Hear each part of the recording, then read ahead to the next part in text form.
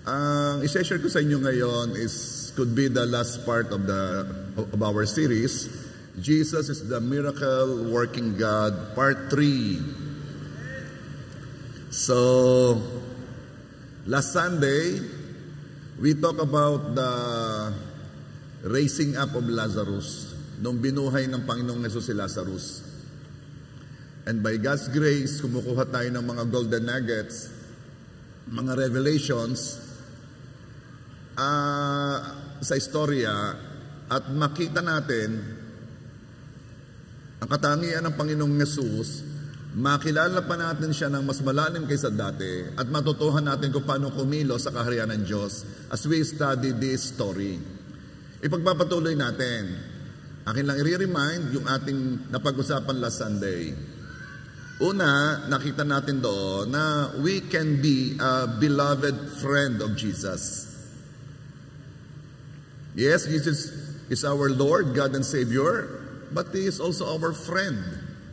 And then, nakita rin natin na iba pa rin ang friend at iba pa rin ang beloved friend. At yun ang pagtawag sa atin ng Panginoong Hesus, minamahal na kaibigan. Nalaman din natin na ginagamit ng Diyos ang mga problems to reveal Himself. Kung mapapansin ninyo, ang salita ng Diyos, ang lahat ng nangyayari, ay nagre-reveal ng katangian ng Diyos sa atin. Bakit? Dahil hindi natin kilala ang Diyos. Since na simula ng nagkasala ang unang tao, si Adan at Eva, naputol na ang relasyon, lumayo na tayo ng lumayo sa Diyos, at hindi na natin kilala ang Diyos. It is the reason kung bakit ginawa ng Diyos ang lahat para mag-reveal at makilala natin siya. At ang pinakamatinding revelation kung sino ang Diyos ay ang Panginoong Hesus. Nakita rin natin at nakilala ang Diyos sa pamamagitan ng mga pagsubok na ating mga dinaraanan. Kaya ang aking prayer sa mga dumadaan sa pagsubok makita mo kung ano ang gustong gawin ng Diyos. Sayang kung hindi.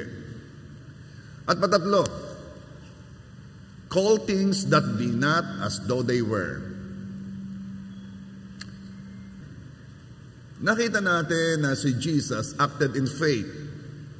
Kasi tinawag ni Jesus si Lazaro na natutulog lang, gayong siya na may namatay na. Kung makikita natin, parang nagsisinungaling si Jesus. Pero ginawa lang ni Jesus kung paano kumikilos ang nananampalataya. Tinatawag niya kung ano ang gusto niyang mangyari sa halip sa kung ano ang nangyayari. Tinawag niyang tulog si Lazarus, gayong patay na. At dito muna natapos yung ating message last Sunday. And we acted in faith, tinawag natin yung wala as if nandito na. Remember that? Ngayon, pupunta tayo sa letter D. Are you ready? Letter D. Take love to the next level. Mag-level up ang pag-ibig natin. Ilang beses na sinabi ni Jesus na siya'y nagmamahal kay Lazarus, kay Maria, kay Martha. By the way, ano bang ating gusto mangyari dito? Gusto natin din kumilos sa himala at gusto rin nating maranasan ang himala sa buhay natin as we study what Jesus have done sa istorya ni Lazarus. Ano? So again, take love to the next level. Kita natin sa John 11 verses 2 and 3, dahil may sakit si Lazaro, nagpasabi kay Jesus ang magkakapatid, Panginoon, ang minamahal ninyong kaibigan ay may sakit. Huwag ninyong babasta-bastahin ang bawat salitang nakasulat dito. Mahalaga yon, ang minamahal ninyong kaibigan. Pinapakita lang doon na si Jesus ay kumikilos sa pag-ibig, minamahal ninyong kaibigan. And John 11 verse 5, muli sinabi, mahal ni Jesus ang magkakapatid na Martha, Maria at Lazaro. So, ano nakita natin dito? Yes, si Jesus ay kumilos sa pananampalataya, pero si Jesus ay kumikilos sa pag-ibig habang nananampalataya. Mas bullseye sa verse na to kung bakit kailangan natin ang pag-ibig. Kung tayo ay kung tayo ay merong hinahangad, kung meron tayong pine-faith, bakit kailangan natin ang pag-ibig? Galatians 5 verse 6. For in Christ Jesus, neither circumcision nor uncircumcision has any value. The only thing that counts is faith expressing itself through love. Okay, para malaman ninyo ang nangyayari dito sa Galatians, sinasabi lamang ni Paul, mga Galatians, kayo hindi Hudyo, kayo hintil. Ano? Huwag ninyong hilahin ng iba na kumilos sa custom, tradition, batas ng mga Hudyo. Dahil sa Panginoong Hesus, ang pagpapatuli o hindi pagpapatuli ay walang halaga. Ibig sabihin yung mga batas na yan, luluhod gaho ako, dapat gaho ako'y lumuhod, dapat gaho ako'y... Yung mga kilos na iyan, walang halaga yan. Hindi ka nagiging matuwid sa pamamagitan ng iyong mga ginagawang yan. Dahil ang kaligtasan mo itinanggap mo sa pamamagitan ng biyaya. Binabago ni Paul ang mindset ng mga tao na sanay na dapat may gawin para sila ay matanggap ng Diyos. At sinabi lamang ni Paul, hindi, tapos na yung ginawa ng Panginoong Hesus. Mananampalataya na lang ikaw na yung lahat ng katuwiran, si Jesus lang ang nakagawa. Hindi mo nagawa yun, kaya hindi mo pwedeng panghawakan ng kabutihan mo. Mananampalataya ka na lamang kay Jesus. At kapag ginawa mo yon, ang katuwiran ni Jesus ay ibibigay sa iyo at kukunin ni Jesus ang mga kasalanan mo. Yun ang sinasabi ni Paul. Yang inyong mga batas na iyan, wala yung halaga. Pero ito, sinabi na niya ang mahalaga. And I want you to listen. The only thing that counts is faith expressing itself through love. Wow. Yang iyong mga mabubuting gawa, yang iyong kakabutihang yan, hindi yan, wala yang halaga pagdating sa pagtanggap ng Diyos sa akin? Oo, yes, wala. Ang mahalaga ito ha, this is what matters. Ang iyong pananampalataya, ine-express mo sa pamamagitan ng pag-ibig. Okay. Kapag ang feeling mo na-stuck ka na sa iyong spiritual life, parang ako hindi nag-grow. Parang nung 1978, ganito na ako eh. Hanggang ngayon ganito pa rin, parang walang nangyayaring iba. Kapag ang feeling mo na-stuck ka na sa spiritual life, kapag ang feeling mo matagal na pero hindi mo pa nakikita ang manifestations ng iyong pinanampalatayanan, i-check natin kung lumalakad ba tayo sa pag-ibig. Check it. We all know na kailangan natin kumilos sa pananampalataya upang ang ating mga hinihiling sa Diyos ay matanggap natin. We know that. Tayo hinikayat ng Diyos to live by faith, for the just shall live by faith. Pero kanyang pinapaalala, ang pananampalataya ay kumikilos sa pag-ibig. Uulitin ko, Galatians 5:6, faith worketh by love. Kahit pa marunong kang manampalataya, kahit pa alam mo kung paano tawagin, ang wala na parang nandoon na. Magaling tayo doon eh. Sasakyan, pasok sa garahe ko. O, ba't ka nabili ng susi? Ba't ka nabili ng keychain para ito sa aking sasakyan? We know kung paano kumilos na nandyan na, ganong wala pa naman. At ito'y galing sa verse ng Romans 4:17. Call those things which be not as though they were. Kaya huwag kayong magugulat ha. Iba ang Bible eh. Sabi ng Joel 3 verse 10, let the weak say, I am strong. Parang nagsisinungaling ba't ka sasabihin? Ako nga hinang-hina. Ngayon, pag sasabihin ako'y malakas. Ako nga'y down na down. Ngayon, pag sasabihin ako'y masaya. Gusto ko rin ang mga ako'y totoo sa sarili ko. Ito naman ay kung ikay nananampalataya. Okay? At sinasabi ko sa iyo, hindi mo malulugot ang Diyos kung hindi ka mananampalataya. Ang pinakamadali ay kumilos sa anumang realidad mo. Ay, itong realidad ko Pero hinihila ka ni Lord, umalis ka diyan. Go higher. Call those things which be not as though they were. Kaya yung gustong magka-baby, nananampalataya yan. Yan nabili ng crib. O hindi. Kahit pa marunong tayong umangkin ng pangako, akin yun. Malimit ako mag-encourage sa inyo pagka tayo nagfe-faith. Kanino yun? Sasagot kayo, akin yun. Kahit pa marunong kayong umangkin ng pangako, kung hindi tayo kumikilos sa pag-ibig, hindi uubra ang ating faith. Para rin hindi nananampalataya. Ang faith ay kumikilos sa atmosphere of love. Alam ba ninyo ang opposite nito? Selfishness. Ang faith ay hindi kumikilos sa atmosphere ng selfishness. Kapag ang iniisip mo lagi ay sarili mo, ang pananampalataya ay hindi kikilos. Ang ibang akala nila ay kulang pa ang kanilang faith. Kaunti pang faith, kaunti pang deklarasyon, kaunti pang pagtawag sa wala asip nandoon na, kaunti pang akin yun. Ang iba, ang akala ay kulang ang faith nila. Ang kulang ay hindi faith. Bakit? Dahil kahit singliit lang ng butil ng mustasa na pananampalataya ay kaya na nitong magpakibo ng bundok. Most of you here are using faith bigger than a butil ng mustasa. Matitindi kayong manampalataya. Bakit itong hindi nangyayari? Bakit hindi lumilipat ang bundok? Tingin ko ngay lumalaki pa, bundok ng problema. Ito ang sagot. Pwede na ang kulang ay pag-ibig. Because faith worketh by love. Ako naman, pastor, ay umiibig. Tunay. Tunay ba?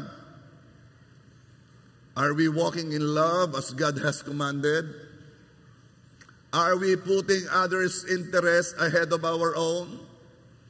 Or are we so selfish na ang gusto natin ay yung atin, yung akin, yung amin? Tayo ba'y hindi touchy? Or easily offended? If you will see the characteristic of love sa 1 Corinthians 13, love is not touchy. Kapag ikaw ay maramdamin, kapag ikaw ay matampuhin, kapag ikaw ay sensitive, kapag ikaw ay napakadaling matisod, you are not working or moving in love. Ang mga taong okay, please don't misunderstood me ha, pero kailangan nating makita ito. Kung hindi natin kita, hindi natin malalaman na may mali. Okay? We are loving here. Tayo ay mga mapagmahal. Amen ba? Okay. Tayo ay patient. Amen ba?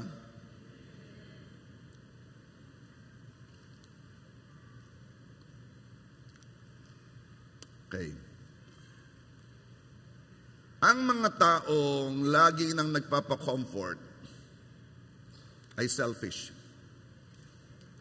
Okay lang kung nakailang beses na ikaw pinagpe-pray, kino-comfort, ikaw ay...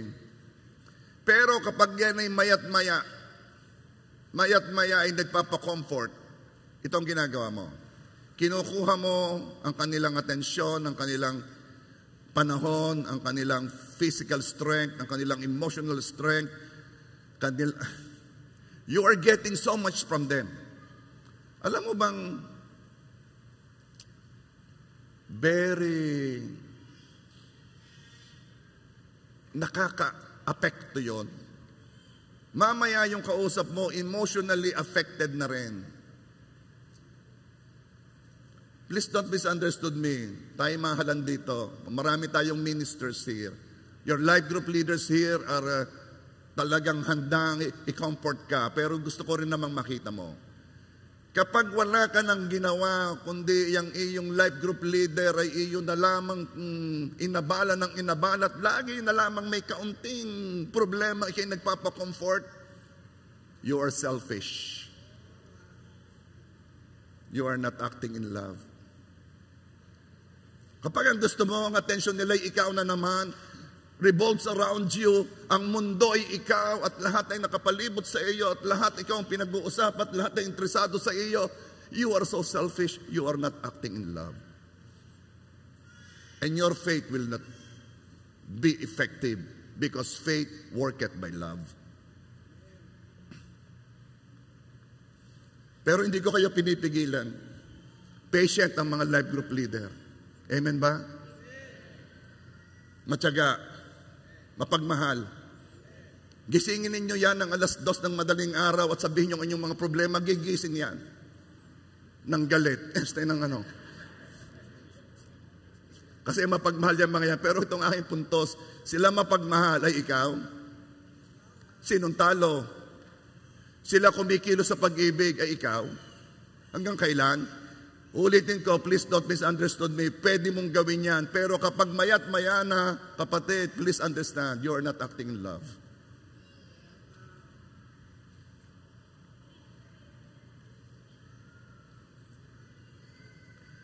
Check the love meter. Check the love gauge. Alam mo yung langis, pag hindi mo minsan na-check, ano yan? Nababa yung langis. Pag napabayaan mo yan, sira ang makina. Kailangan on guard tayo dito. Napakabilis mawala sa path of love. May mga pangyayari sa buhay natin na maaaring maging dahilan ng pagbaba ng sukat ng pag-ibig.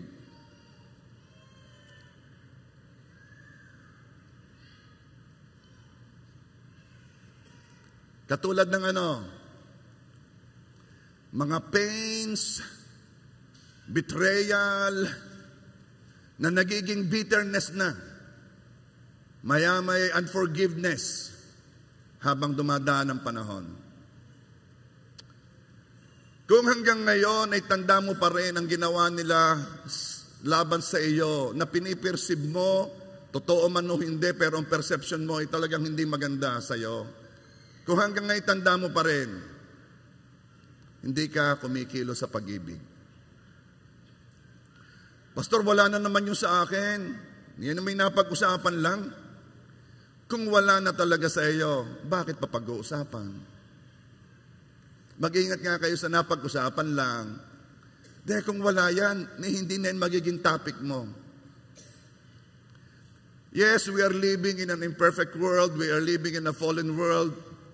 Maraming expectations na hindi nangyayari. Pero remember this. The only way to win para manalo ka is to move on. Get over it. That's the only way to win. Again, uulitin ko, okay ba dapat ang pastor? Ayaw ko magturo ng problema, pagsubok, ayaw ko magturo niyan. Ang sabi ko, baga naman yan, pag magtuturo na lang ako na sila'y sasaya. No, napag-alaman ko, ang pagsubok ay instrumento ng Diyos para magawa ng Diyos ang kanyang gustong gawin sa atin. Siguro next Sunday ko ituturo yon. Pero my point is this. Okay ang pagsubok. Wag mo yan, yan na naman. No. May ginagawa si Lord. At ang panalo mo lang diyan sa mga pain, betrayals na yan, is to move on. Na hindi ka galit. To move on really. So, ano pa ang kaya dapat natin bantayan ang ating love meter? Kasi marami nangyayari sa atin na nagpapababa ng ating love. Katulad ng kapag ang pinakikinggan mo lagi mga negative, critical talk, lalo na sa mga talk shows, lalo na sa mga newscaster o sa mga may vlog, Ikaw kayo mahilig makinig ng mga hearing sa Senado, sa Kongreso. Mga talk show na wala nang ginawa kundi mambatiko sa politika. Alam mo, kahit ikaw hindi ka naman galit sa mga taong pinag-uusapan, mamaya galit ka na. Bakit? Inopen mo ang sarili mo Lagi yun na pinapakinggan mo. Remind ourselves, na yung mga taong mangyan, na kahit paanong sabihin talaga namang obvious na talagang may ginawang mali, ay katulad din natin na nangangailangan ng biyaya ng kaligtasan. Sila man ay kailangan ng Panginoong Hesus katulad natin. Walang pagkakaiba. Kaya let me ask you, sino talaga dito ang pinag-pray na ma-born again? Si Alice Guo.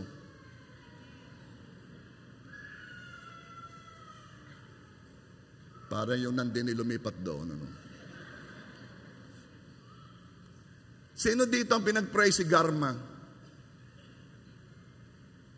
O habang kayo nakikinig, kayo nagagalit, ako'y naiinis na dyan, ako'y nanggigigil na dyan, ba't kayo lagi na lamang, I invoke my right to,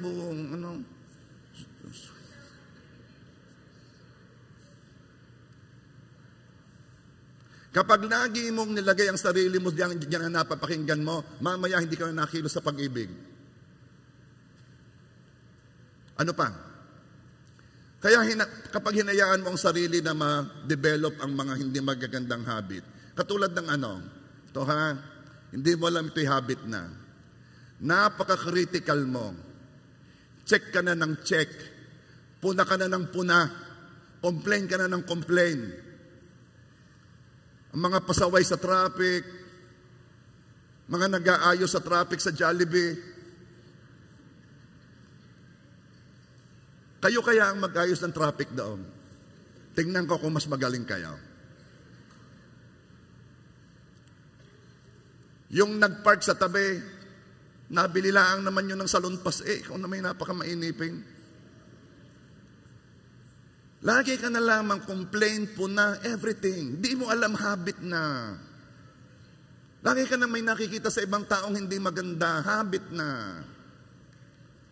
Yung kapitbahay mo na lagi na kung magpatugtog ay lakas na lakas. Mamaya inis ka na. Hindi mo alam habit na. Kasi pag lagi kang complain ng complain, puna ng puna, check na ng check, hindi mo na makikita ang maganda sa kanila. And you will not walk in love kapag nakikita mo yung mga bagay na nakakainis sa iyo, hindi mo alam, naging habit mo na. Pwede ba? Ito naman kasi inababago. Ito inababago. Guard yourself. Kung ikaw yon at alam mo ikaw yon, praise God. Dahil tinanggap mong ikaw yon, isang araw, sabihin mo sa iyong sarili, wala kang pupunahin, wala kang i-check, hindi kang magiging critic, isang araw lang. At pagkatapos ng isang araw na iyon, pagkagising mo next day, uulitin mo, Lord, salamat sa biyaya ng Diyos, isa pang araw, hindi ako mamumuna, hindi ako magiging critic, hindi ako magko-complain, hindi ako mag-check. Alam mo kapag i-check ng check, mukha kang teacher.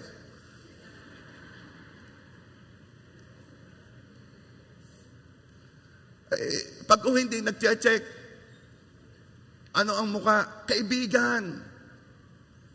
Alam mo kung bakit mas gusto pang tumigil ng anak mo sa barkada kaysa sa inyo? Mga magulang. Pag siya'y nasa barkada, walang nag-check. Ayos yan, pare. Bro, okay yan. Ayos yan. Okay kang buko. Okay yan. Okay kang sinabi ko. Walang mali. Perfecto. Ay pag nasa bahay, pagkagising pa lamang, yan na naman kaya. Oh, yan na naman.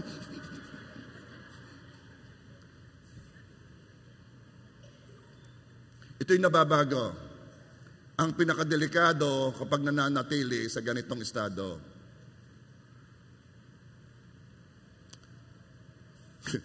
May ibang tao, nasabi na. Ibabalik uulit-ulitin. Di gawin nasabi na ninyo, ay gusto kong pumasok sa kukote mo. Ay hindi ho papasok, lalo kong nire-reject. Kapag nasabi ng isa, narinig na yon. Alam nyo kung bakit yung inyong mga sinasabihan, lalo na kayong mga magulang, sasabihan nyo inyong mga anak, at napansin ninyo, naglagay ng earpads. Alam na ninyo, paulit-ulit ka. Ulit. Kapag yan ay hindi nabago, hindi rin yan mababago sa paulit-ulit. Iibahin mo na ang iyong diskarte. Are you there? Pag ang iyong mga anak ay medyo malaki-laki na, ha? Kinakausap na yan ng pantay. Hindi ako magulang, sumunod siya sa akin. Medyo malaki na eh. Kausapin mo na ng medyo magkalibel kayo. Ito ha, ganyan ganyan. Ay, ari namang mga magulang, 28 na ang anak, akala yata 7 taon na eh. Manang-mana ka sa tatay mo. Matanda na kung kumi. Check the love meter.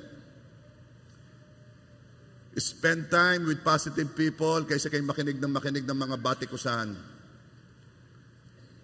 Huwag nang ikaw ang bearer of bad news. Merong mga ganyan Yung lagi na lamang pagdadating, tingnan mo tingnan mo. Yung lagi ikaw may dala na masamang balita. Tingnan mo, ang sinabi sa iyo, binabas ka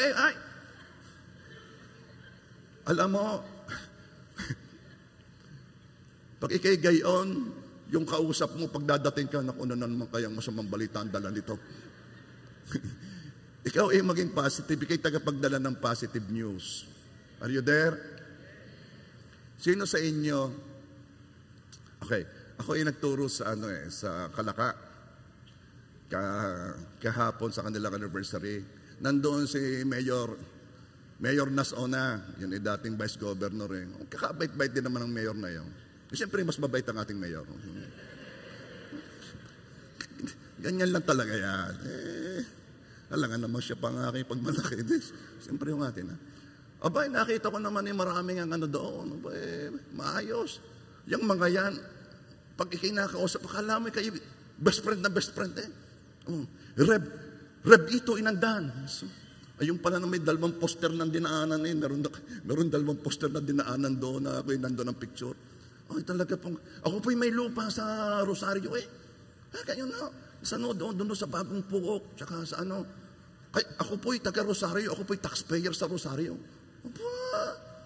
Galing. Ay kayo may project doon. Abay marami ang nabilis. Huwag muna ho. Naganda ho ang Rosario. Di gahoy kayo city na, magiging city rin ang Rosario. Alam niyo yung mayor namin doon, yung mayora, yung na-attend sa church. Siyempre, papasok mo ng gayon para siya umatenden. Pero anong ibig ko sabihin? Kailangan ang nakikita ninyo sa ating bayan ay maganda. Gayon ka kayong tumingin. Sa dami magandang nangyari, lagi na lamang ang iyong titingnan nyo nagtatraffic sa Jollibee. Ako na magsasabi sa inyo, wala nang magagawa. Yun na yung maliit ang kalye. Kung ikay naiinip, kay lumipad. May mga ginagawang paraan, may gagawing daan di yung maghintay-hintay lang kayo. Maraming magagandang nangyayari. Train yourself to see good things. Are you there? Sige, palakpakan mo muna si Lord. You will be amazed. We are living in a time na you will see the fast development, the good development of this town. You will see it.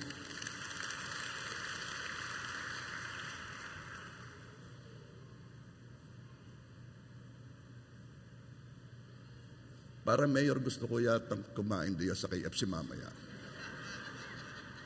Parang nalimutan ko ng lasa na yung KFC. So, pigilan ng sarili na mag-complain, Make a change. At kayo namang nagmamahalan, mag-checkan kayo. Complain na naman. Ikaw meron ka na namang mga napupuna. Isang araw lang pagpahingahin mo sarili mo. 1 Corinthians 13 verse 4 hanggang 8. Alam nyo, ilagay na nyo sa inyong phone, basahin nyo ng basahin. Ang pag-ibig ay matyaga at magandang loob. Hindi mainggitin, hindi mayabang, ni mapagmataas man. Verse 5, hindi magaspang ang pag-uugali. Oy, pagka nga may nagsasalita pa, huwag na masingit agad na singit. Magaspang yung, ano, 30 minutes na ho, hindi pa natigil eh.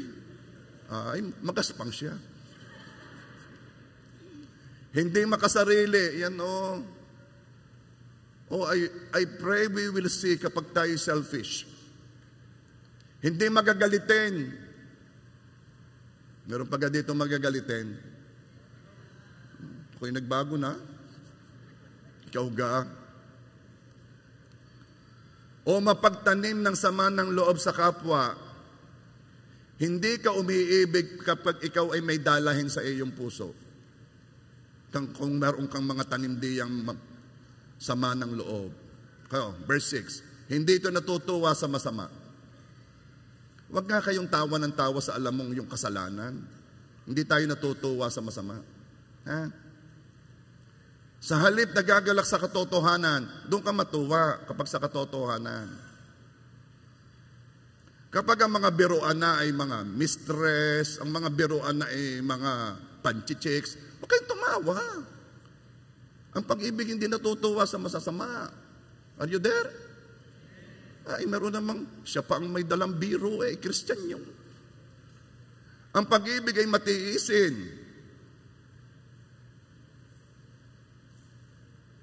Mapagtiwala, puno ng pag-asa, nagtsatsaga hanggang wakas. Verse 8, matatapos ang kakayahang magsalita ng mensahe mula sa Diyos. Titigil rin ang kakayanang magsalita sa iba't ibang mga wika at lilipas ang kaalaman. Ngunit ang pag-ibig ay walang katapusan. Basahin nyo ng basahin. Para ma-check ninyo kung kayo'y kumikilos pa sa pag-ibig o bumababa ang metro ng pag-ibig. Kailangan mag-level up tayo. Kailangan lampasan natin ang pag-ibig na dati nating ginagawa. Are you there? Okay. That's letter. Letter ano yun? Nagpapakita talagang kayo nakikinig. Letter E ngayon.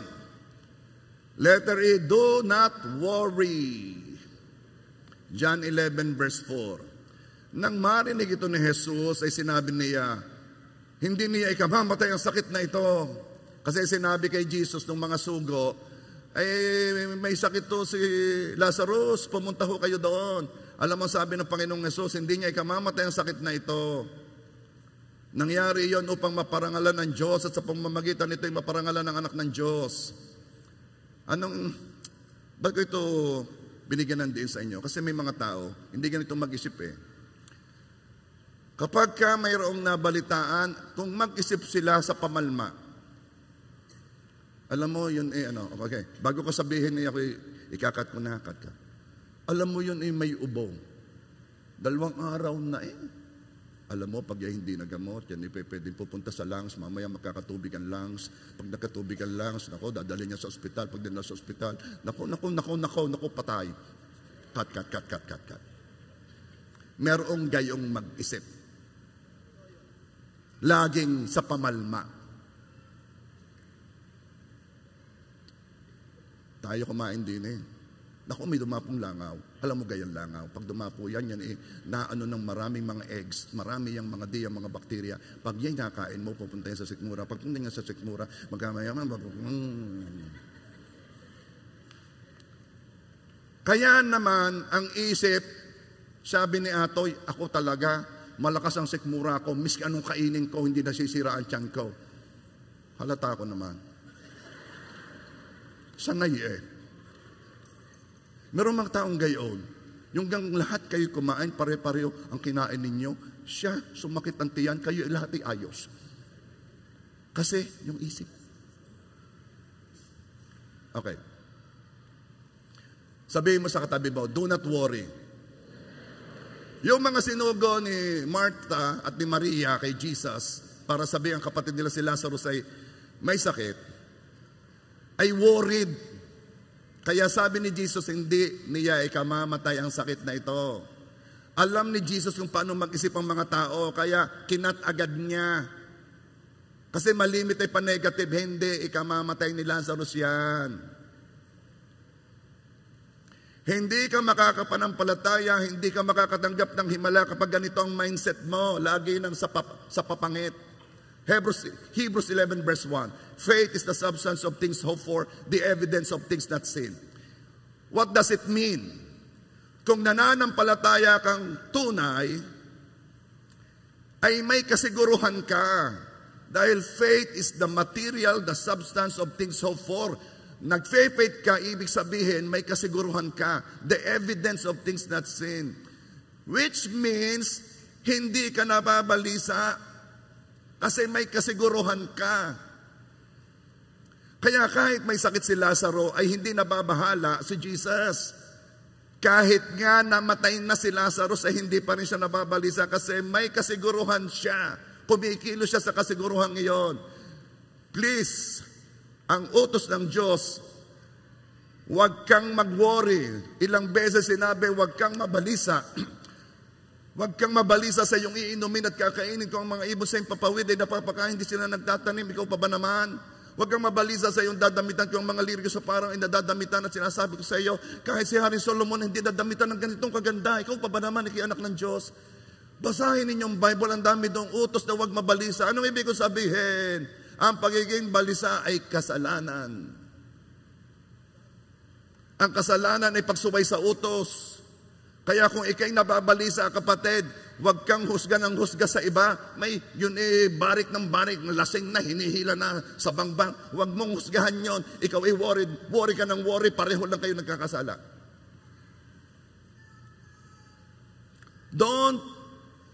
Huwag mong isipin na yung ginagawa mong yan ay wala lang. Yan ka na may iuutos ng Diyos kung hindi yan wala lang. Alam ng Diyos na hindi ka makakapanampalataya kung ikaw ay nababalisa. Faith is the substance of things hoped for, the evidence of things not seen. Kapag ikay tunay na nananampalataya, ikaw ay cool. Ikaw ay confident. Are you there? Kaya malimit, sabihin ni Jesus, huwag mabalisa. Discipline our mind. Now let us make a quality decision. Simula sa araw na ito,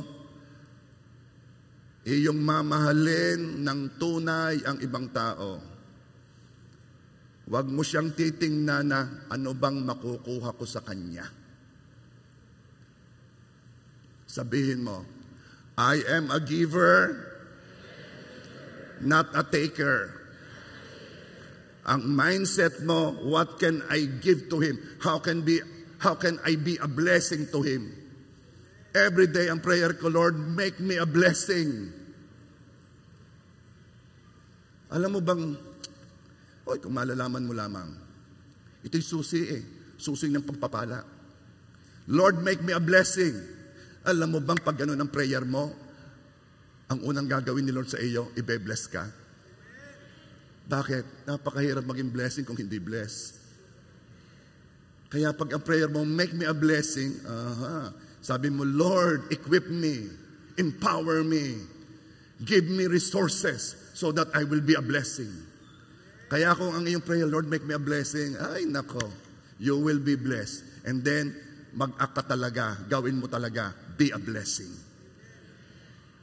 Ulit, I am a giver, not a taker.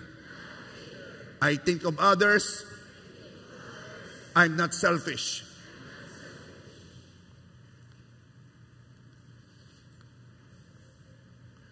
So, make a quality decision. Hayaan ang pag-ibig ng Diyos ang mag-dominate sa lahat ng area ng buhay. Mag-level up tayo sa pag-ibig. Be patient. Yang mga mainipin, yan ang mga hindi nakiro sa pag-ibig. Sa hirap makasama ng mga mainipin. Yung mga mainipin, may galit na Okay, walang problema. Ay, may iwan na tayo ng jeep Di siya umalis. Magsisimula na, di magsimula. Sabi, dali, at magsisimula ng kasal. Di sila magsimula. Ibig ko sabihin, be patient. Malimit, ikaw naman abot. Kaya lamang gusto mong ikaw, dali, kaya namin na. Nakaka-epekto ka sa kasama? Alam mo ang mga babae, ngayon ko nalaman, talagang matagal pong mag-make up. Simula po nung ako'y nag-makeup, yan pala'y maraming sunod-sunod. Siyempre, liligo ka, magke-cleansing ka ng mukha, kukuha ka ng panghilod, tapos, kukuha ka ng kojic, papahid mo rin. Tapos, aspalto, and then. Moisturizer. Ano moisturizer? Pati patatagalin mo ng kaunti kasi medyo basa pa. Kukuha ka na ngayon ng concealer ba tawag doon? Concealer, ilalagay mo doon sa mga may pekas-pekas. Siyempre, mas marami doon sa mas makapal ang pekas. Hindi natatapos yun doon. Una lang yun, may padalawang paraan yan. Lahat na yan, lahat na. Kailangan pantay-pantay hanggang liit. Tapos, pag ready na, siyempre babae, lipstick pa yan. Yung lipstick, kailangan tama yan sa iyong mukha. Pag matagal ang pilik. Huwag na natin isama ang pilik. Matagal yan. Matagal yan. Ang kilay, utang na loob, magpatato na kayo. Yun talagang matagal wala na talaga yun. Nung napag-alaman ko na talagang doon natuto ang mga lalaking, be patient. Mga lalaki, bibigyan ko kayo ng tip. Pag nasa kilay na, halimbawa, kayo sabay na alis, pag ang inyong asawa'y nasa kilay na, doon ka manligo. O, hindi ka maiinip. Kaya ka naiinip, nauna ka lumigo, bihis ka na, dali! Hindi. Pag nasa kilay na, shower. Di ikaw ay patient. Love is patient. Tayo ng mga lalaki, kabibilis pag nakapagpantalon at nakapag-t-shirt, tayo na, rubber shoes, tayo na.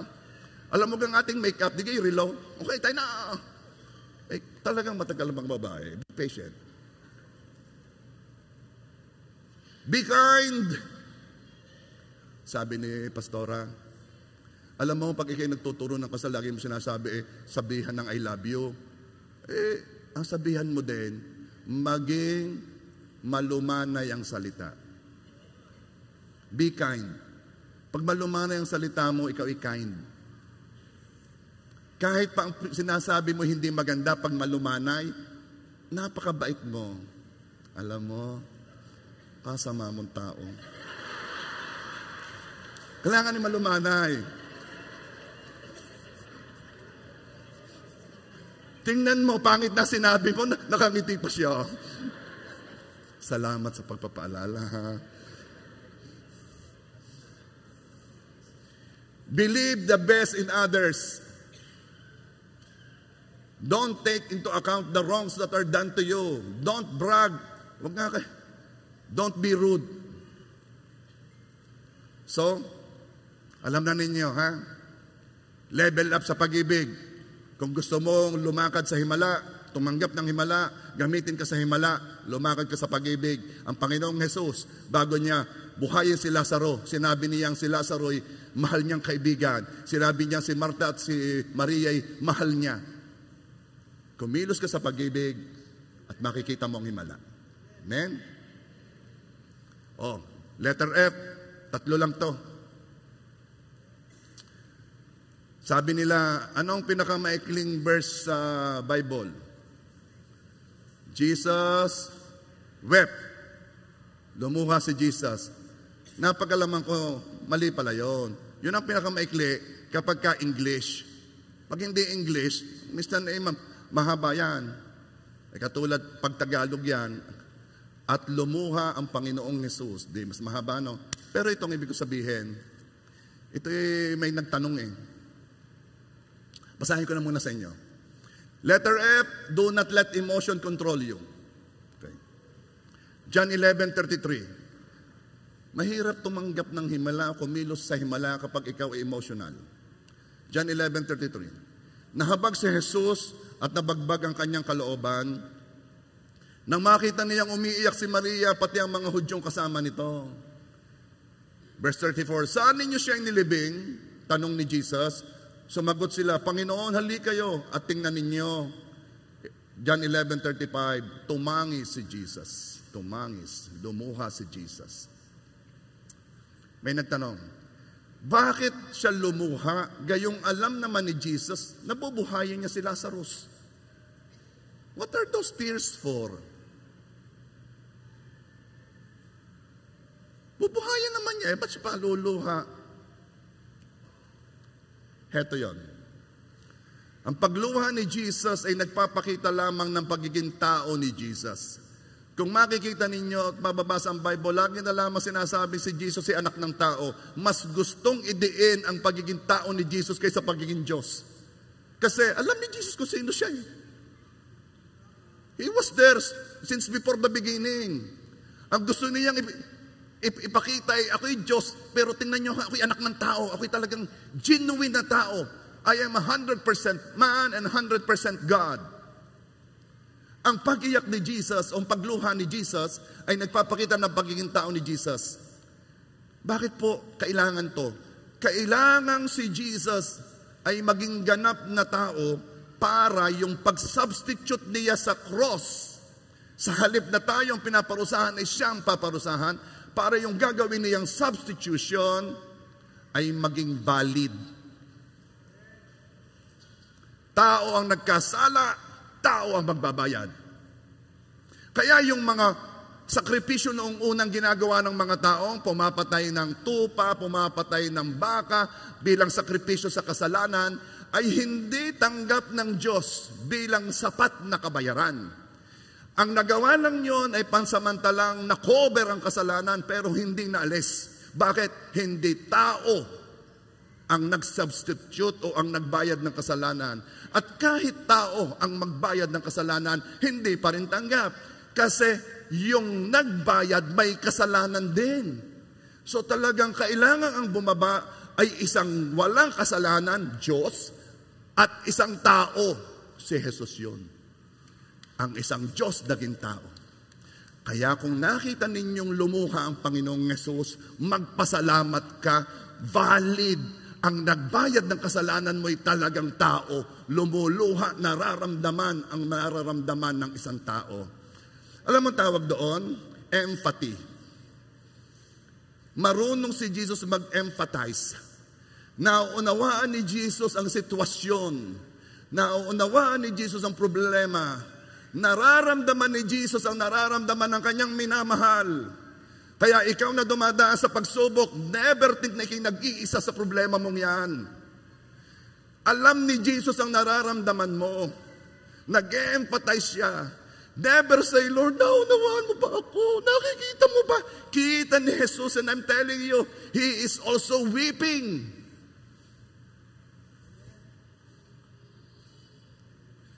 Pero gusto kong pakita sa inyo, si Jesus ay lumuha, pero hindi siya umiyak. Kung mapapansin ninyo nung last Sunday, di ba lagi sinasabi ni Jesus, doon sa mga naunang mga binuhay niya, yung lalaking ililibing na, sabi doon sa mga magulang, huwag kang umiyak. Yung babaeng binuhay niya, anong sinabi niya doon sa mga kasamahan, huwag kang umiyak. Eh bakit siya umiyak? Ano, hindi siya umiyak ha? Siya'y lumuha. Hindi siya umiyak. Ano pagkakaiba? Controlled ni Jesus ang kanyang emosyon. Mga tao, tuladin natin ang Panginoong Yesus. Hindi tayo nakilos sa emosyon. Ang emosyon ay controlled natin. Pwede tayong magka-emosyon pero hindi tayo nagpapakontrol dyan. Nakiisa si Jesus sa nararamdaman ng mga nalulungkot pero hindi ang emosyon ang nagpakilo sa kanya. Hindi natin nare-realize, pinakikilos tayo ng ating feelings. Kumikilos lang tayo pag feel natin. Kami may pinuntang restaurant. Ay, masarap naman eh. Japanese restaurant somewhere. Sarap. Iba ang kanilang noodles. Pero ang punto sa ito, mahigit ng 1 oras, di pa nadating aming order. Kasi dadalwa daw ang cook at that time. Kakilala ko yung may-ari. Siyempre, okay lang. Yung katabi namin, 1 oras daw at kalahati na sila. So, anong ibig ko sabihin? Kahit anong sarap ng luto, kapag pinag-intay ka ng 1 oras at kalahati, yung experience mo hindi maganda. Nagreklamo yung katabi namin. Nagreklamo siya. Tanungin ko kayo, palagay ninyo, bumalik kaya yun? Masarap ang pagkain. Bakit? Kasi nai-relate noong mga yon ang feelings nila sa experience nila. Ang kanilang naalala yung feelings na sila'y pinag-intay ng 1 oras at kalahati. Kaya yung mga service business, yun ay talagang napakaano kasi you are not just selling the product, you are selling an experience. Ikino-connect sa feeling ng mga tao. Meron naman akong napupuntahang restaurant. Ako yung may-ari na may napakabait naman. Tunay na pag dumating kay, para bagang sayang-sayang dumating ka. Talaga naman pag umorder kay, lagi nang may kasama pang laging kung ano, hindi mo naman in-order, hindi na kasama sa babayanan. Yan ibigay ko. Yung gayon. Pero sa totoo, yun ay kasama na rin. Pero gusto niyang paramdamin ka. What is my point here? Alam ng mga tao how to sell. Kailangan magkaroon ng feelings. Ma-connect yung magandang feelings.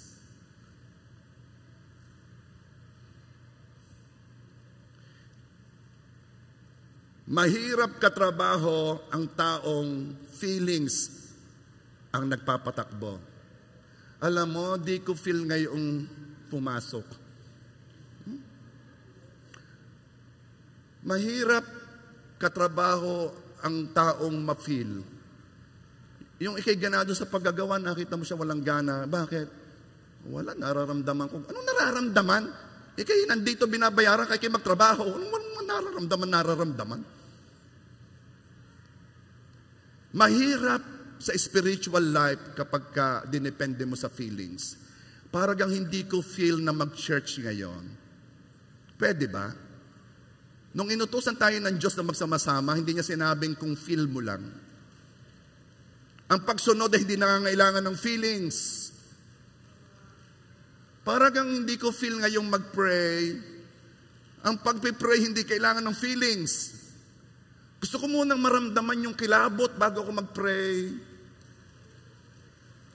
May utos sa atin to pray without ceasing. Hindi sinabing gawin mo lang kapag feel mo.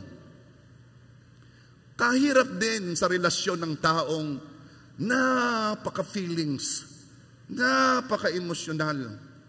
Dinedepende ang realidad niya sa kanyang nararamdaman. Ay, paano pag ay nakagising ng Kaya kayo, tip lang ha, sa mga lalaki, meron kayong gustong makausap, painumin nyo ng painumin ng kape. Hahaba ang usapan nyo. Sasabihin nung ibang feeling ko, hindi, caffeine yun, caffeine. Ang sarap niyang kausap, hindi siya masarap na kausap, ikaw ay imik ng imik, ikaw ay maraming kaping ininom. Kahirap karelasyon ng mga tao na alipin ng feelings. Alam mo, ayaw ko na sa iyo. Why? I don't feel the same way I felt before. Ano? Ano ka nakakain mo? Papaya. May mga tao noong, eto ha, hindi ko ito malimutan, nagre-reklamo yung babae, sabi, yung aking asawa hindi ako sinasama. Lagi na lang alis ng alis. Pastor yung kanyang asawa. Sabihin sa akin ni ministeryo, lagi na ako iniiwan. Sabi ko, baka naman di mo sinasabi. Yung gano'n may mister pa sabihin. Bakit nung siya'y nanliligaw sa akin, nakaabang siya sa gate ng aking school, sasabayan niya ako sa jeep, hanggang bahay. Bakit ngayon? Niiwan niya ako. Okay. Kapag ang relasyon ay dinepende mo sa feeling, wala. Kaya may kasal Makikisabi, kasal. Kung nung una, feelings kayo, iyan ay kailangang ikasal. Alam ng Diyos matalino ang Diyos. Bakit? Alam ng Diyos na yung feelings na yan, nag-iiba-iba. Alam nga namang sabihin mo, hindi ko na nafe-feel ang nafe-feel ko sa iyo when we were 17 years old. Ay ano ngayon? Kita'y mag-asawa na, ang ibig sabihin, anumang nararamdaman mo ay wala akong pakialam. Kay bumili ng toyo. Kaya naman ikaw, ang kikilos, kung gusto mo ng may feelings, ay di gawan mo ng paraan para bumalik ang feelings. Bumalik kayo sa restaurant dati yung kinainan. Tayo dito. Bakit? Ipapanumbalik natin ang ating nararamdaman. At nang kayo pumunta sa restaurant na iyon, sarado na palang matagal na.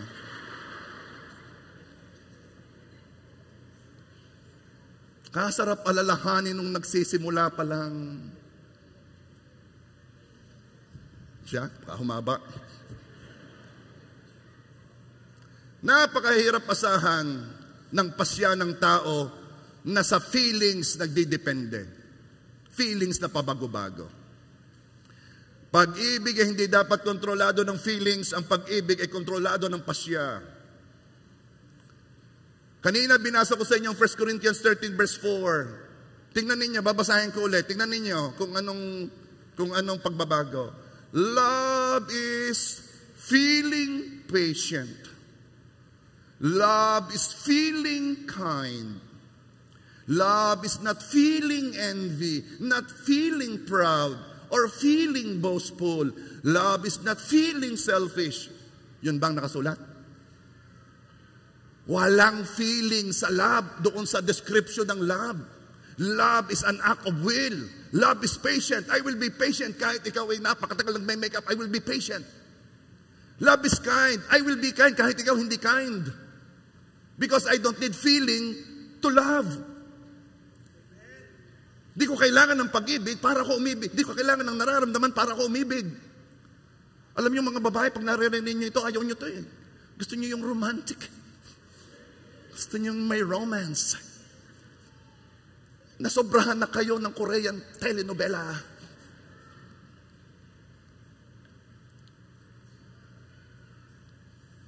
No. Kung kasama mo ang iyong asawa at katabi mo ang iyong asawa, lalaki, sabihin mo sa asawa mo, mahal kita. Lalaki, sabi ng babae, lalaki, sabihin mo sa asawa mong babae, mahal kita. Sige.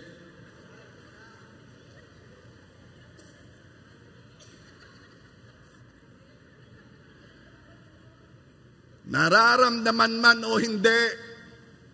Sige. Nararamdaman mo man o hindi. Sabihin mo.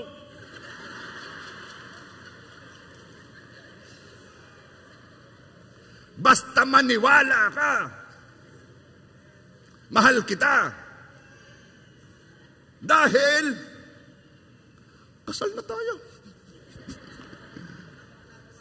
Hindi. Dahil nagpasya ako. Mga babae, may sasabihin ako sa iyo. Sa halip ng panghawakan mo ay ang mga romantic actions niyan, yung kanyang flowers, yung mga sa halip ng panghawakan mo yan, ang panghawakan mo, ako'y magtatrabaho. Yung sabi niya, ako'y magtatrabaho para sa ating future. Ang panghawakan mo yung sinasabi niyon, ito muna ang ating paplanuhin. Tayo, pagdating ng araw, bibili tayo ng lupa dito. Yun ang piliin mo. Hindi ho romantic. Anong hindi romantic? Anong gusto mo? Yung puro I love you, walang makain? Puro ka feelings Ibang lalaki pag umibig, yan nagpaplano. Mahal niya kanyang asawa, mahal niya kanyang mga anak, yan nagpaplano, nagsasave yan for the future. Kanyang umibig ang lalaki. Pasya. Ang mga babae naman naglalakad. Tsaka nakatingin.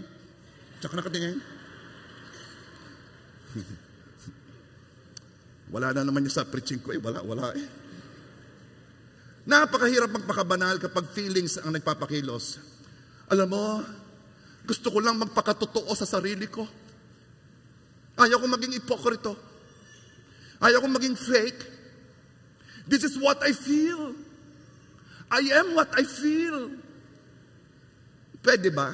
Noong tayo inutusan ng Diyos na may gawin, nilampasan niya ang feelings. Hindi niya sinabi na gawin ninyo pag feel nyo.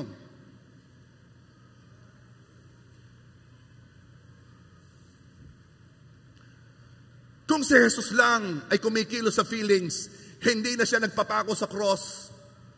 Because there was a time na ang Panginoong Jesus ay nakaluhod sa garden ng Gethsemane. Siya na mamawis ng droplets of blood kasi talagang nag-struggle siya. There was a time na sinabi niya kay God, Ama, kung merong ibang paraan, huwag ko nang daanan ang paghihirap na ito. There was a time, ang feelings ni Jesus, yung struggle ni Jesus is overwhelming.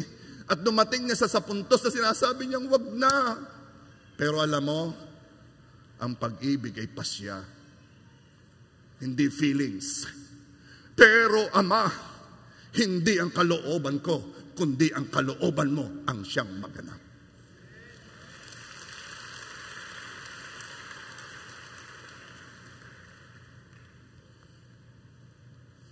Walang kinalaman ng feelings natin sa pagsunod sa utos ng Diyos. Saka na ako aaten pag-feel ko na. Sino may sabi sa iyo? Kapag hinintay mo ang feeling to come bago may gawin, it might never come. Kung gusto mong magpakatotoo sa sarili mo, heto yon. Heto ang totoo. Ikaw ay makasalanan katulad ko. Kapag walang nagligtas sa atin, ay tayo ay tatanggap ng parusa ng ating mga kasalanan. Pagdurusahan natin ito sa impyerno ng walang hanggan. Kung gusto mong magpakatotoo sa sarili mo, tanggapin mo na hindi mo kayang pumunta sa langit sa iyong paraan, sa iyong mabubuting gawa. Kailangan mo nang magliligtas sa iyo. Kailangan mong magkaroon ng tunay na relasyon sa Diyos sa pamamagitan ni Jesus. Kung gusto mong magpakatotoo, matakot ka sa Diyos. Kung gusto mong magpakatotoo, saka kumukuha ng security. Sa pamilya mo? Basta buo ang pamilya, kayo masaya? Yung ba security mo? Darating ang time, mag-aasawa yung iyong mga anak. Darating ang time, kayo na lang ang dalawa. Saka nakuha ng security. Sa business mo? Darating ang time, nag-give up mo yan. Hindi na ikaw pwedeng mag-handle ng day-to-day operation yan.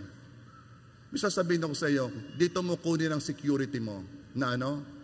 Na dahil tinanggap mo ang Panginoong Jesus bilang iyong Diyos, Panginoon at tagapagligtas, siya ang bahala sa iyo sa lahat ng aspeto ng buhay mo. Si Jesus ang bahala sa love life mo. Si Jesus ang bahala sa negosyo mo. Si Jesus ang bahala sa mga relasyon mo. Si Jesus ang bahala sa health mo. Si Jesus ang bahala sa future mo. Si Jesus ang bahala sa espiritu mo, sa kaluluwa mo. Si Jesus ang bahala. Doon mo kunin ang security mo. Hindi ho, pag ako may ilang milyon sa bangko, okay, masaya na, ako secured. Hindi ho, pag ako ayos ang aking blood chem, ayos ho ako. Just a matter of time. Oh, I pray, magising tayo. Si Jesus ang lahat. Everything ay pandagdag lang. I want to end this preaching by telling you kung ano nangyari sa huli. Conclusion, John 11:39 to 44, babasahin ko sa inyo. Alisin ninyo ang bato, utos ni Jesus. Ngunit si Marta na kapatid ng namatay ay sumagot, Panginoon, nangangamoy na po siya ngayon, 4 na araw na siyang patay. Pwede ba wag ninyong limitahan ng Diyos? Wala na ho, arigay, patay na, 4 na araw na. Wag niyong limitahan ng Diyos. Napakahina naman ang tingin mo sa Diyos eh. Ikaw ay wag mabalisa, ikay manampalataya. Verse 40, sinabi ni Jesus, hindi ba't sinabi ko sa inyo na kung sasampalataya ka ay makikita mo ang kaluwalhatian ng Diyos? Ang sumasampalataya ay kumikilos sa pag-ibig. Ang sumasampalataya ay sinasabi ang wala pa as if nandoon na. Ang sumasampalataya ay hindi nag-aalala, hindi nababalisa.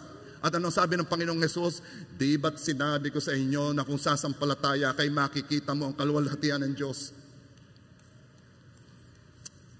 Alam nyo, bawasan ninyo ang man's effort. Bawasan ninyo ang inyong diskarte. Bawasan ninyo. Pwede namang, Panginoon, I am yours. Iyo ako. Do what you want. Ikaw ang aking security, ikaw ang aking assurance, ikaw ang aking confidence, ikaw ang aking buhay. Verse 41, kaya't inalis nila ang bato. Tumingala si Jesus sa langit at sinabi, Ama, nagpapasalamat ako sa iyo sapagkat dininig mo ako. Verse 42, at alam kong lagi mo akong dinirinig. Wow! Alam mo, kapag ikaw ay kumikilos sa pag-ibig, marunong ka manampalataya, ganyang mag-pray. Alam kong lagi mo akong dinirinig. Huwag mababalisa. Kahit pa nag-iiyak na ang mga tao sa palibot mo, kahit pa insecure na lahat ng mga tao sa huwag kang mababalisa. Ang tunay na nananampalataya hindi nababalisa. Nakangiti yan, secured siya. Alam niya siya'y may Diyos.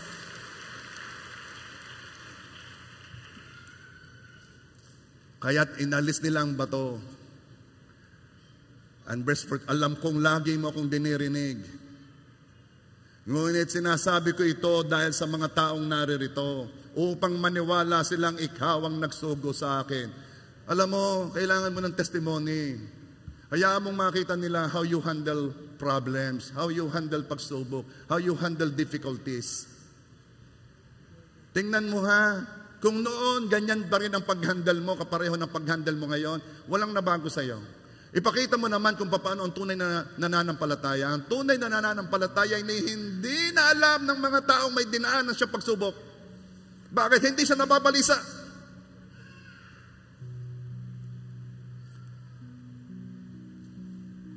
Verse 43. Pagkasabi nito, sumigaw siya, Lazaro! Lumabas ka! I always say, isang pabor lang yan. I always say, isang pabor lang yan.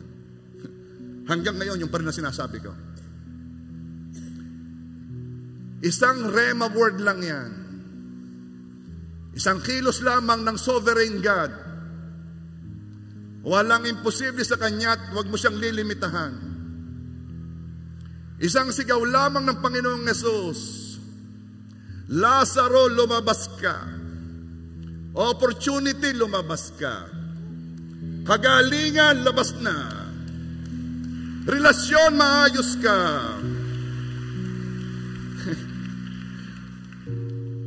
Kaya lamang, next Sunday maririnig ninyo kung bakit hindi pa lumalabas. Pero sa ngayon, sapat na. Sovereign God. Pag siya ay sumigaw, ibig sabihin oras na. Lazaro, lumabas ka.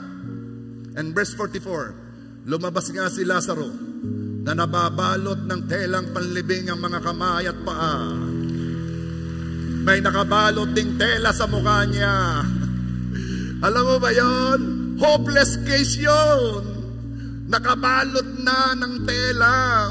Hopeless case na yon. Wala nang nananampalataya ng ganyan. Nag-give up na ang mga kapatid. Nag-iiyak na. Wala na. Tapos na. At Jesus, sana kung dumating ka na mas maaga. Tapos na. Hopeless na. Wala na. Pero wag niyong lilimitahan ng Diyos. Ang sabi ng Panginoong Hesus, ako ang buhay at ang pagkabuhay na maguli. Walang imposible sa anak ng Diyos. Bakit? Dahil anak ka ng Diyos, walang imposible. Noong si Lazaro ay binuhay, dumating din naman ang panahon ay namatay siya. Yes, binuhay. Pero syempre, tumanda yon, namatay din yon. Bakit? Kasi hindi pa namamatay si Jesus. Noong si Jesus ay namatay, inilibing, pagkatatlong araw, nabuhay na maguli. Ngayon, iba na. Lahat na nananampalataya sa Panginoong Hesus, ikaw man ay mamatay, ilibing, darating ang panahon, ikaw ay bubuhayin, bibigyan ka ng katawan, kung ano ang katawan na meron ng Panginoong Hesus, ang tawag ay glorified body, at hindi ka na muli mamamatay. Kapatid, yan ang ating pag-asa. Yan ang nagpalakas sa mga disipulo, sa mga apostol. Yan ang nagpakilo sa kanila para maghayag ng salita. Bakit? Ang mga nagtayo ng relihiyon, sila ay nabuhay, namatay, hanggang ngayon ay patay. Ang ating Panginoong Hesus, ang nagmamahal sa atin, siya ay namatay, inilibing, pagkatatlong araw, nabuhay na maguli, nananatiling buhay. Sabi ng iba, bakit kayo naniniwala sa Panginoong Hesus? Ito ang sagot. Kanino kami maniniwala? Saan kami magtatanong ng direksyon? Sa patay o sa buhay? Sa buhay kami magtatanong. Sa buhay kami maniniwala. Kapatid, sa araw na ito, dinala ka ng Panginoon for a purpose. Maraming himalang mangyayari sa iyo. Pero itong himalang ito, wala na itong kabantay. Ano yung himalang yon?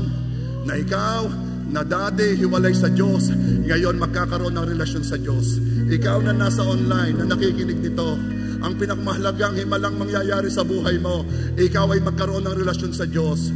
Kaya naman, sumunod ka sa panalangin. Manatili kayong nakaupo na, huwag na kayong tatayo. Sumunod ka sa panalangin, gawin mo itong totoo sa puso mo. Kung nagpunta ka dito, may kailangan ka. Ang sabi ng Diyos, ito ang mas kailangan mo. Kailangan mo magkaroon ng buhay na walang hanggan.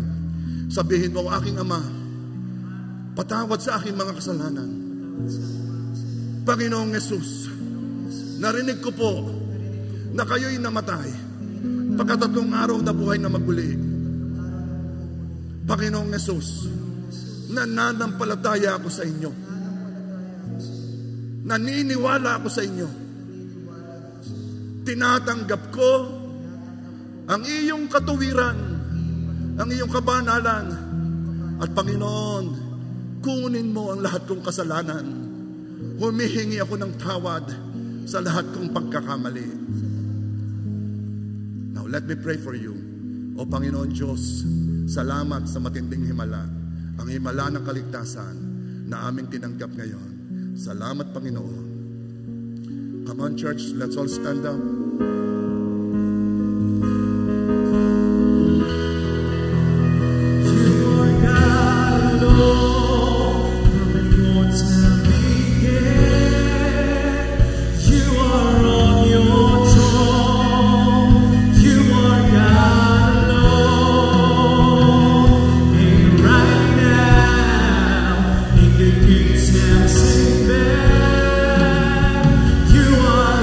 Your throne.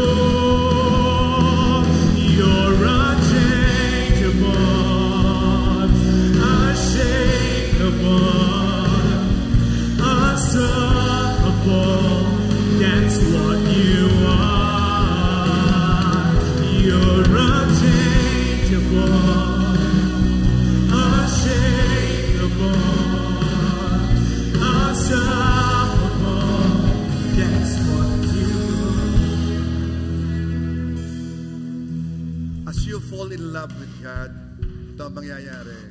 Mababago ng mababago ang buhay mo. Mababago ang takbo ng buhay mo. Habang nagpapakilala ang Panginoong Yesus sa iyo, at the same time nakikita mo rin naman ang sarili mo kung gaano pa ang kalaking adjustment ang gagawin. Habang nangyayari ito, it is a very wonderful experience. Pero ito yon. Habang nagpapakilala ang Diyos sa iyo, napakaraming biyaya, napakaraming kasabay nitong pagpapala. Be patient. Know Jesus. And as you know Jesus, you will fall in love with Him. Ika'y mai-in-love ng mai-in-love sa Kanya. At darating ang time sasabihin mo, Panginoong Jesus, Ikaw lang talaga sa buhay ko. Wala nang iba, sapat ka na.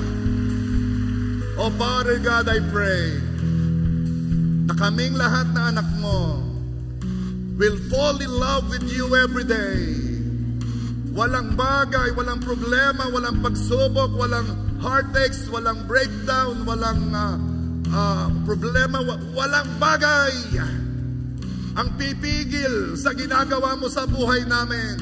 Kami nilalapit mo sa iyo, nagpapakilala ka sa amin, and we are going to fall in love with you more and more every day.